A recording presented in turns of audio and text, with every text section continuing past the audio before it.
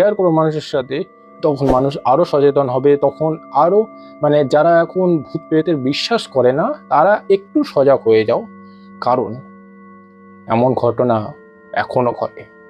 তো শুরু করছি আজকের ভিডিও। আর এই ভিডিওটা মানে এই ভিডিওটা নয়, এই গল্পটা আমাকে বলেছে আমার বাপির একটা বন্ধু, তার সাথে ঘটেছিল, তিনি আমাকে বলেছিলেন। আর এই ঘটনাটা হয়েছে মিনিমাম এই 2 বছর হলো। 2 বছরের মধ্যে ঘটনাটা ঘটেছে এবং ঘটনাটা সত্যিকারের।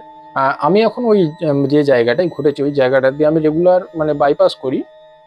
তো জায়গাটা এমনই জায়গা যেখান দিয়ে গেলে আপনি বুঝতে পারবেন যে সত্যিকারের এখানে কিছু একটা রয়েছে। তো চলুন শুরু করা যাক আজকের গল্প। তা প্রথমেই বলে রাখি যে আমার বাবার যিনি মানে বন্ধু রয়েছেন, ওনার দোকান আছে আমাদের এখানে একটা মানে এরিয়া আছে, মানে যেটাকে আমরা চারমাথা মোড় বলে থাকি। সেটা পাড়াগাঁয়ের চারমাথা মোড় নয়,